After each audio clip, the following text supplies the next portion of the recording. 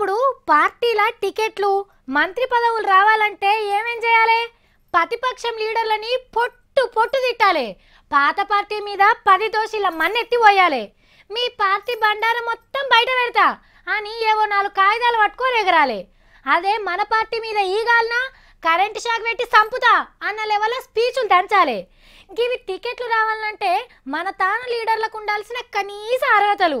కానీ ఒక ఆడ గమ్మతున్నది, నాకు టికెట్ వద్దని లొలి పెట్టాలి, అవసరమైతే ఏడవాలి, దస్తులు తడిచిపోవాలి.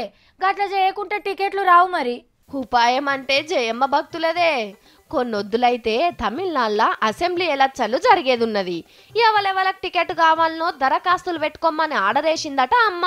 పెద్ద లీడర్లు చిన్న లీడర్లు అందరికందరు దరఖాస్తులు పెట్టుకుంటారట. కానీ ఒక్కొక్క కాగితం ఇప్పి చూస్తే కండ్ల పొంట నీళ్లు గారినాయట అమ్మకు. ఎందుకు అంటే, అమ్మ నువ్వు మా సీట్లనే నిలబడాలే, కాదు నా సీట్లనే నిలబడాలే, నువ్వు అంటే చాలు నీ బొమ్మ పెట్టైనా గెలిపిస్తామని ఒకలు, బొమ్మ కూడా అవసరమే లేదు బొట్టుతోనే గెలిపిస్తాం అని ఇంకొకలు. అమ్మ కోసం అంగీలు చింపుకుంటుండ్రట.